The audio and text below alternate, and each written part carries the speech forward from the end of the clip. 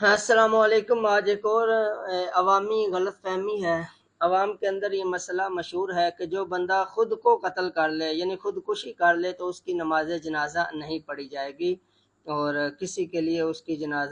کی نماز جنازہ پڑھنا جائز نہیں ہے۔ تو یہ ایک عوامی غلط فہمی ہے جس کا حقیقت کے ساتھ کوئی تعلق نہیں ہے، بلکہ اگر کوئی بندہ خود کو بھی قتل کر لے یعنی خودکشی کر لے کسی بھی طریقے سے تو اس کی نماز جنازہ پڑھنا جائز ہے۔ اس حوالے سے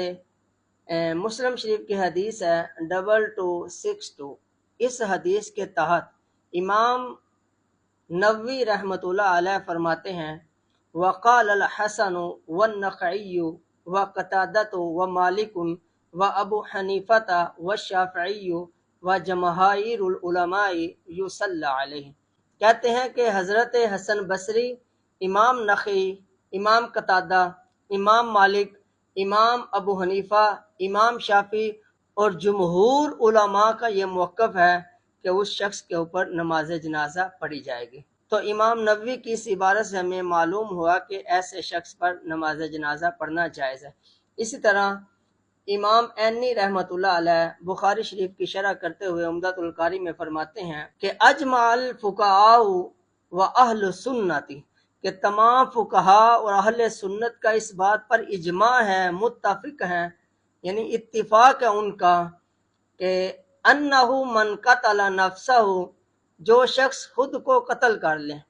یعنی جس بندے نے خود کو مار لیا، لا یخرج بذالک من الاسلام، تو وہ خود کو مارنے کی وجہ سے اسلام سے نہیں نکلے گا، یعنی مسلمان بہرحال وہ رہے گا، لہذا جب وہ مسلمان ہے وہ انہ یصلی علیہ، تو پھر اس پر نماز جنازہ پڑھنا جائز ہے اور اس پر نماز جنازہ پڑھی جائے گی۔ اسی طرح اگر ہم دیکھتے ہیں فقہ حنفی کے اندر، تو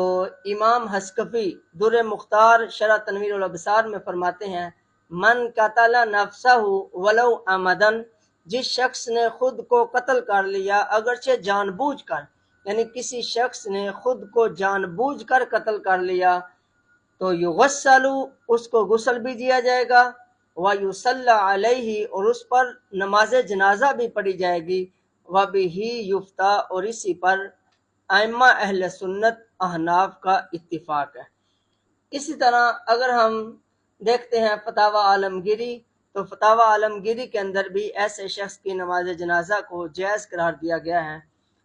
فرماتے ہیں نظام الدین رحمۃ اللہ علیہ، ومن قتل نفسہ عمدا، اور جس شخص نے خود کو جان بوجھ کر قتل کر لیا، یصلی علیہ، تو اس پر نماز جنازہ پڑھی جائے گی،